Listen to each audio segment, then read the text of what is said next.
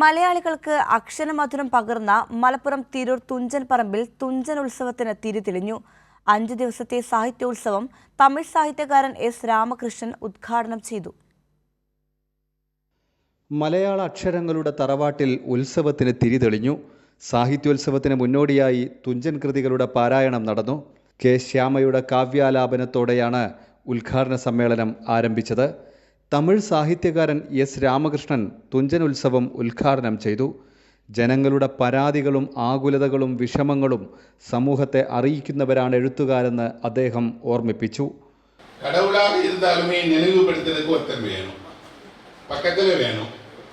சந்தர்ப்பம் பார்த்து அவருக்கு இந்த குறை இருக்கு, அவங்க இந்த விஷயத்தை வேண்டுறாங்கன்னு பிரார்த்தனையை கடவுளிடம் சொல்வதற்கு ஒருவர் தேவைப்படுறார். அந்த கிளியினுடைய வேலை தான் எழுத்தாளனுடைய வேலை. அவன் இந்த சமூகம் சொல்கிறத எல்லாம் எடுத்து சொல்லிட்டே இருக்கிறான். கடவுளிடம் ஒரு கிளி சொல்வது போலதான் எழுத்தாளனும் இந்த சமூகத்தை பற்றி சொல்லிக்கிட்டே இருக்கிறான். തുഞ്ചൻ പറമ്പിലെ ഓപ്പൺ ഓഡിറ്റോറിയത്തിന് MT വാസുദേവൻ നായരുടെ പേരിട്ടു. കെ ജയകുമാറാണ് നാമകരണം നടത്തിയത്. പുസ്തകോത്സവം അബ്ദുസമദ് സമദാനി MP ഉദ്ഘാടനം ചെയ്തു. Alankode Leelakrishnan, Kurukkoli Moideen MLA, K Sreekumar, TP Subramanian എന്നിവർ സംസാരിച്ചു.